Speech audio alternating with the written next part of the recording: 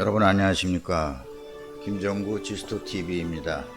이번 시간에는 벨라루스 26년 독재자 루카셴코 대통령과 러시아 대통령 푸틴 두 대통령은 정치적 공동운명체인가 라는 주제로 말씀을 드리겠습니다.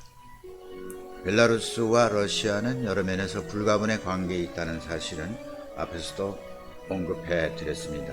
여기서 다시 한번 두 나라 관계를 짚어보기로 하겠습니다. 벨라루스와 러시아는 구소련의 수립 과정에서 중심에 같이 서 있었던 나라입니다. 벨라루스는 같은 슬라브족 민족으로서 동질적이라는 점과 전통과 문화, 지배 예속 관계, 그리고 정치 체제의 근본 이런 점에서 유사한 길을 걸어왔습니다. 경제적으로도 벨라루스는 러시아의 에너지 자원에 의존하고 있어서 두 나라의 경제체제는 한 몸과 같은 관계라 할 수 있습니다. 벨라루스 국민들의 입장에서 서방 유럽연합과 유대관계를 원만히 하고 싶어도 러시아와 밀접한 관계 때문에 쉽게 다가갈 수 없는 처지라고 할 수 있습니다. 소련 붕괴 이후 30년 이상 경과되었지만 유럽 자유진영에 속한 국가이기보다는 동유럽 러시아의 영향권에 속한 국가라 할 수 있습니다. 외교적 관계에서 EU와 소원한 벨라루스로서는 지금 거세게 일어나고 있는 반독재 민주화 바람을 지켜보면서 서방 세계 여러 나라가 반정부 세력을 적극적으로 지원할 수 없다는 점도 친서방이 아니기 때문이며, 루카셴코 대통령은 유럽연합이 간섭하지 못하게 오히려 경고하고 있는 입장입니다. 같은 옛 소련 연방국이었던 발트 3국, 리투아니아, 라트비아, 에스토니아 같은 나라는 유럽연합 회원국으로서 서방 진영으로 돌아섰지만 러시아와 연합국가 창립을 합의한 루카셴코 대통령은 친유럽연합 국가라기보다는 러시아의 일원으로 남기를 바라고 있습니다. 말 그대로 러시아 형제국가의 길을 택한 것입니다. 러시아 혁명 이후 벨라루스는 러시아, 우크라이나와 함께 소연방 출발점의 중심에 서 있었습니다. 출발점에서도 그렇지만 소연방 해체 시기에도 이들은 마지막까지 소연방을 지키려는 입장이었죠. 이 세 국가가 각각 독립을 선포하자 마지막 수순이었던 소연방의 해체 과정이 끝났던 것입니다. 우크라이나의 한 언론과 인터뷰에서 루카셴코는 푸틴과의 사이를 형제나 친구 관계라고 설명했습니다. 진짜 형제로 생각한다 라는 말을 했습니다. 나이로거나 정치적 비중 등에서 푸틴을 큰형이라고 했으며, 루카셴코는 큰형이니 많지 동생을 도와주고 지지하며 조언을 줘야지 해를 끼쳐서는 안 된다, 이렇게 말한 적이 있었습니다. 독립의회도 양국 간 갈등이 있었지만 형제관계가 단절된 적은 없었습니다.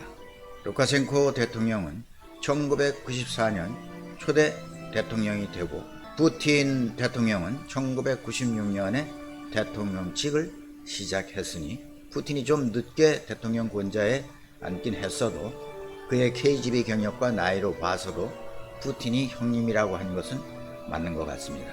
러시아와 벨라루스 국민도 양국 관계를 형제국으로 생각하고 있는 것이죠. 최근 독극물 암살 시도 사건에서 회복된 나발리의 말을 빌리면 두 사람의 얘기는 좀 다릅니다.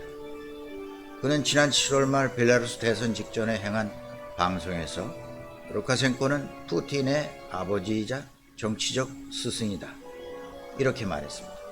푸틴은 루카셴코가 만든 정치체제를 복제했을 뿐이다, 이렇게 말하고, 루카셴코는 항상 푸틴보다 2년에서 3년 앞서가고 있다 라는 말까지 곁들였다고 합니다.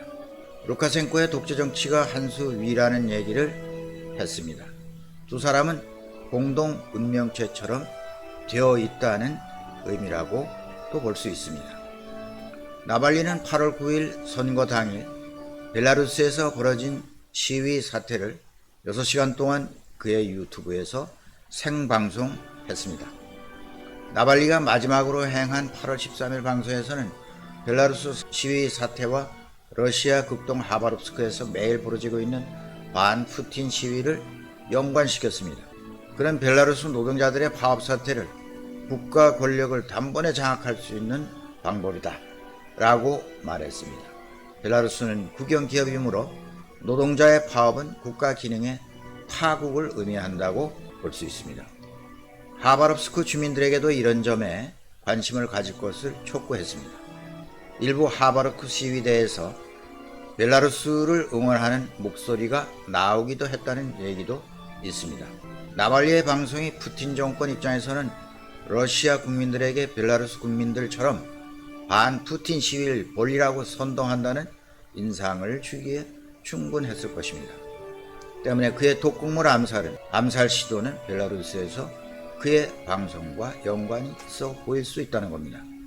실제 나발리 라이브에 출연한 동료 한 사람은 벨라루스에서 벌어지고 있는 혼돈이 테러의 직접적인 원인이다. 나발리 테러의 원인이 벨라루스의 시위로 온 것입니다. 푸틴이 얼마나 겁을 먹었는지 좀 보라. 나발리에 대한 테러는 푸틴이 갖고 있는 공포의 직접적인 결과물이다. 이렇게 그의 동료가 말했다고 합니다. 나발리의 독극물 테러 지시를 푸틴이 직접 내렸는지 현재로서는 확인할 수 없지만 푸틴이 궁극적 책임자라는 데는 국제적으로도 이론이 없습니다. 러시아의 정치평론가 안드레이 콜레스니코프는 정권이 나발리를 제거하면 잠시 시간을 벌겠지만 결국에는 독재자의 몰락을 재촉할 뿐이다. 이렇게 말했습니다. 이것은 러시아 국민의 마음을 반영한 말로 들린다고 생각이 됩니다. 블라디미르 푸틴 대통령 얘기를 다시 해보겠습니다. 그는 2020년 현재 68세로 러시아의 제2의 도시 상트페테르부르크 출신으로 1976년부터 KGB에 몸을 담은 국가정보원 출신입니다. 1991년 마지막 소련 대통령 고르바초프로부터 권력을 이양받은 신생 국가 러시아의 대통령 옐친의 뒤를 보좌했던 그 푸틴이 1992년 12월 30일 옐친이 갑자기 조기 사임을 합니다. 이에 앞서서 푸틴을 후계자로 지명했던 것입니다. 당시 푸틴의 나이는 47세였습니다. 푸틴은 대통령 권한 대행 6개월 만인 2000년 5월 첫 대통령에 당선되었으며 2004년 5월 연임에 성공을 합니다. 2008년에 가서 5월에 대통령에서 잠시 물러난 다음 자신의 그 신복인 메드베데스에게 4년 대통령직을 잠시 양보하고 7세 총리로 재직합니다. 그리고 2012년 5월 다시 대통령에 당선되었고 2018년 3월 연임에 성공합니다. 2020년 1월 그는 장기 집권을 위한 개헌 작업에 착수하게 됩니다.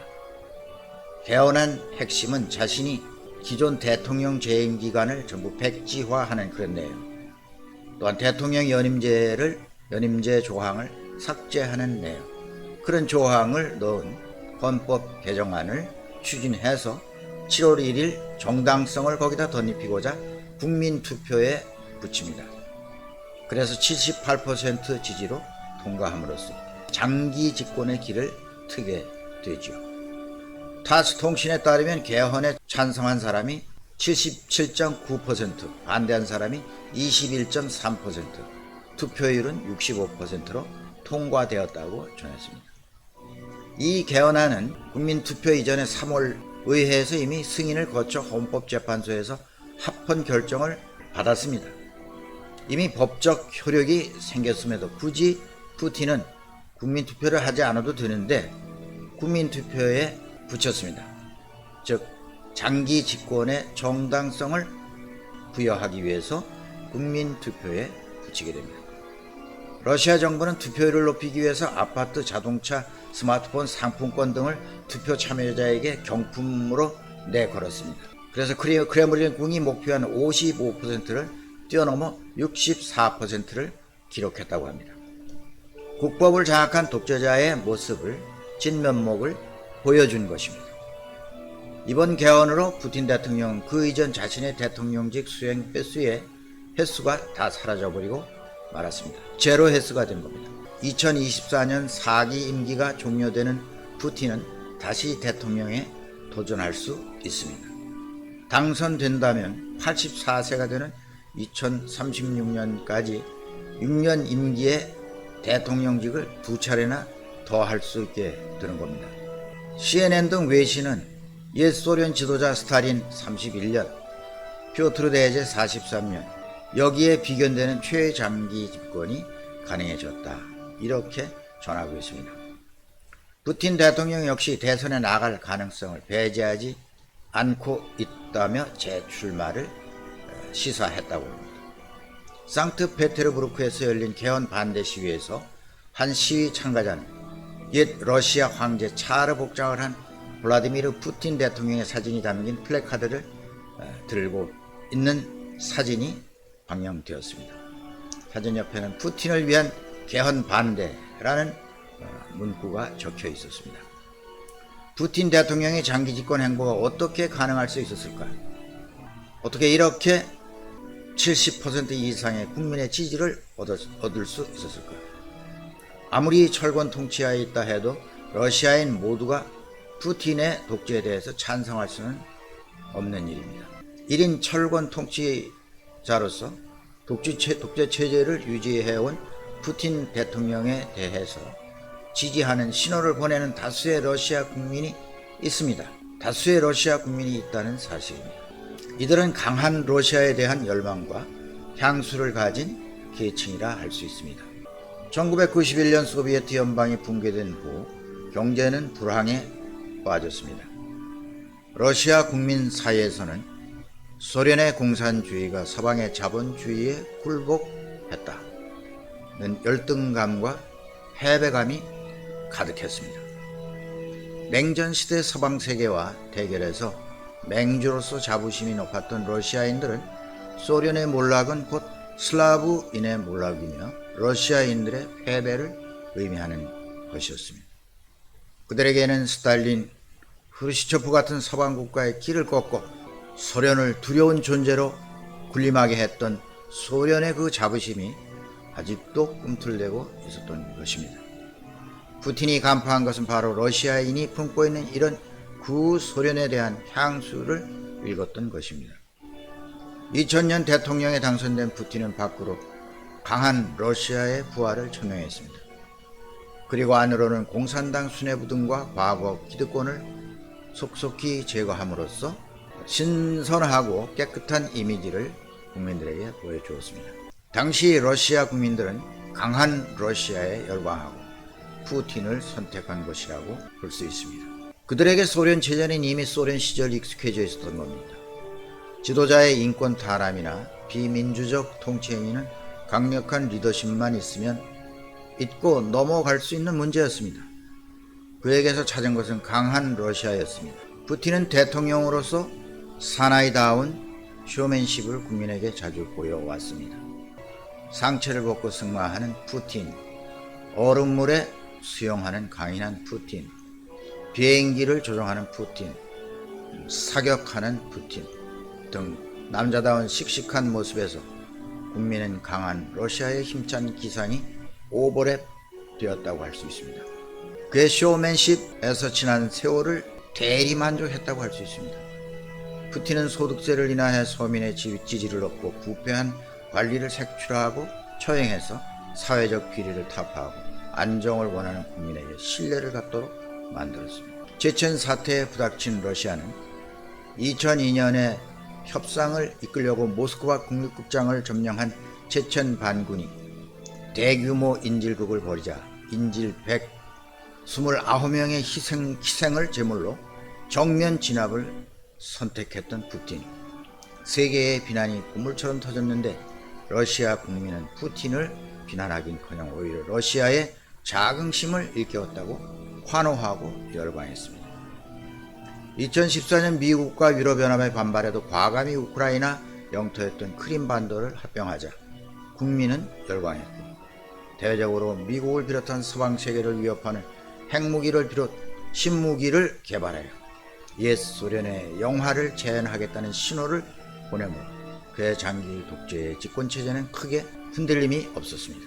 소련의 붕괴 이후 시대는 변했지만 러시아 국민이 원하는 것은 자유와 고귀한 인권을 담보하는 민주주의 사회체제로 가는 길보다 그들의 잃어버린 자부심을 채우는 일이 더 우선이었기 때문에 전체주의와 독재의 하나의 길을 열어주는 결과를 가져오지 않았나, 이런 생각을 해보게 됩니다.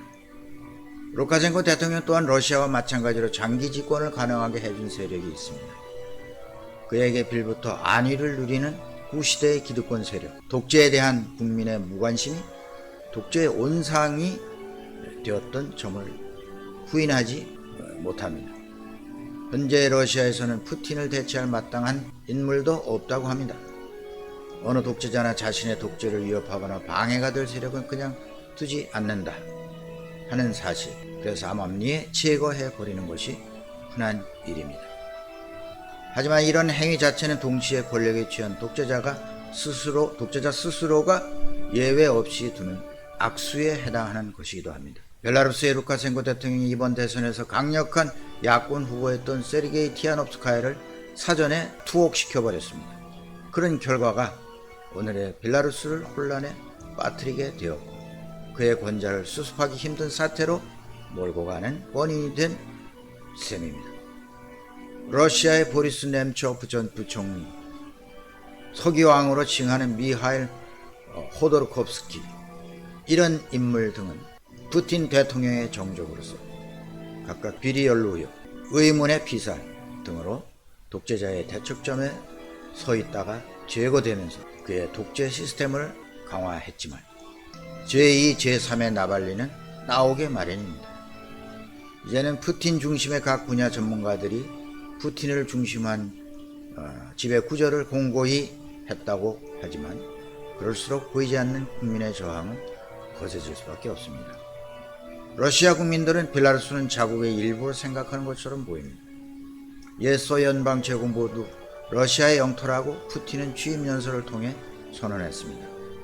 발티크에서 태평양에 이르는 광대한 러시아 영토의 건설은 지속성에 달려있음을 인식해야 합니다. 이러한 얘기를 그 취임에서 연설했습니다. 이 말은 러시아 국민 앞에 장기 집권의 용인과 이를 통한 구소련 체제의 재건으로 대러시아 건설의 환상을 보여주는 그런 의미를 담고 있다고 봐야 합니다. 벨라루스나 러시아 국민은 자유를 향한 힘든 길을 가고 있는 중입니다. 독재를 타도하기 위해서는 국민들 사고 속에 먼저 루카셴코와 푸틴 같은 독재자가 숨 쉴 수 있는 공간을 제거해야 됩니다. 그것부터 제거하고 수준 높은 시민의식을 갖춤으로써 독재를 막고 자유주의 국가로 발전할 수 있는 길이 열린다고 생각이 듭니다. 네, 감사합니다. 오늘 여기까지 하겠습니다. 시청해 주셔서 감사합니다.